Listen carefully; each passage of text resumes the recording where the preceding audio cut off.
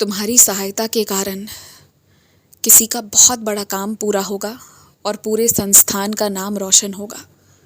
और इस बार तुम्हें तुम्हारे योगदान के तहत पहचान भी मिलेगी। इसलिए जो कर रहे हो उसे अगले 2 दिन तक जारी रखो, बिना हारे बिना थके।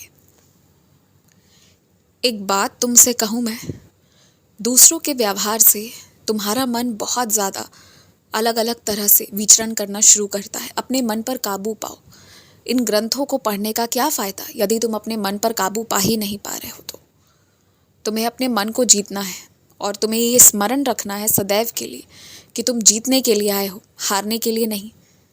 जीतने के लिए तुम्हारा जन्म हुआ है, इसलिए तुम साई के बच्चे हो। ये हर पल हर क्षण स्मरण में रखो। कोई काम मुश्किल नहीं है तुम्हारे लिए।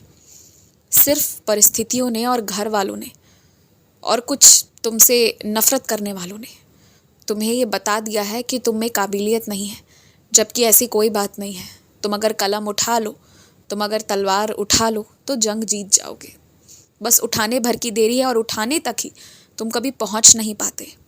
तुम्हें ऐसा कभी कभी लगता भी है ना कि कोई ऐसा मंत्र कर दिया है या कुछ तो ऐसा कर दिया है कि तुम्हारे सारे काम रुक जाते हैं, तुम्हारा होता हुआ काम नहीं बनता। ऐसा कुछ नहीं है। वो जो भी था वो खत्म हो गया है। अब सिर्फ तुम्हारा मन तुम्हें रोकता है और कुछ घर वालों की बातें तुम्हें रोक लेती हैं। सोचो कि तुम्हारे मन का तुम्हारे शरीर पर, तुम पर कितना ज़्यादा काबू है, जो कितना खतरनाक सिद्ध हो सकता है, जैसा कि अभी हो रहा है। इतना विलंब कर रहे हो सोचने में, जितना सोच रहे हो ना उससे तो कुछ नहीं मिलने वाला है। जब तक शुरू नहीं करोगे तब तक अंत तो कर ही नहीं पाओगे। तो शुरुआत करो। ये सब सिर्फ तुम्हारे मन का खेल है जो तुम्हें घुमा रहा है इधर उधर। घूमो मत, शुरू करो। और एक बात और कहना चाहता हूँ, नए काम में जब जाओगे तो निश्चित ही नए लोगों से भी मिलोगे। कुछ लोग मीठी मीठी बातें करने वाले होंगे, कुछ कड़वे बोलने वाले होंगे। दोनों में से किसी को उनके स्वभाव के कारण अच्छा या बुरा मत समझना। थोड़ा समय देना और फिर सबका सब कुछ समझ में आ जाएगा तुम्हें। और कोई कितना भी करीब आना चाहे, एक दहलीज के अंदर आने मत देना किसी को। इस चीज़ का तो विशेष ध्यान रखना। कोई अच्छा माने इसको या बुरा माने, ये उनकी मान्यता, ये उनकी मर्जी। तुम जितनी जगह दोगे उतनी ही जगह में लोग बैठेंगे ना। यदि तुम जगह ज़्यादा दोगे तो निश्चित है वो वहाँ बैठेंगे, टहलेंगे, घूमेंगे फिरेंगे और हो सकता है गंदगी भी फैलाएं। तो इसलिए तुम्हें अपने जीवन में वो लोग जहाँ के हैं वहीं तक की जगह देनी है, उससे ज़्यादा की नहीं। घर वालों के साथ घर वाला, बाहर वालों के साथ बाहर वाला। और अगर कोई ऐसा व्यक्ति है जो घर और बाहर दोनों में तुम्हारे साथ समानता रूप से है तो उसके साथ अलग अलग जगह पर अलग अलग रिश्ते रखो और बिल्कुल साफ रखो। जो भी चीज़ है उसे साफ साफ रखना बहुत ज़रूरी है।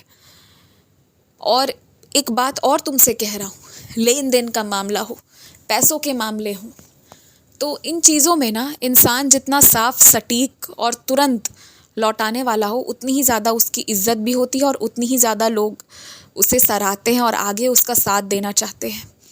अगर किसी से कोई सामान मदद स्वरूप ले रहे हो तो शुक्रिया के साथ उसे लौटाओ। जितनी जल्दी हो सके उतनी जल्दी लौटाओ, क्योंकि कुछ लोगों से तुमने मदद ली है पर अब तक लौटाया नहीं है तुमने। तुम्हारी खुद की नीयत भी होनी चाहिए, तुम्हारे खुद के तरफ से प्रयास भी तो होना चाहिए कि एक बार को तुम्हें प्रयास करना चाहिए जिससे मुझे लगे कि हाँ तुम्हारी नीयत है। किसी का सामान रखने का नीयत कभी मत रखना। जितना देने की नीयत रखोगे उससे कहीं ज़्यादा तुम्हारे पास होगा, क्योंकि पता है जो देता है ना तो वो वही इंसान दे पाता है जिसके खुद के पास है, और ये मेरी कृपा से हो पाता है। मैं तुम्हें संतुष्टि और समृद्धि भरपूर प्रचुर मात्रा में देने को तैयार हूँ, लेकिन उसके लिए अपने स्वभाव में थोड़ा सा और परिवर्तन करना आवश्यक है, जो तुम कर लोगे। खुश रहो।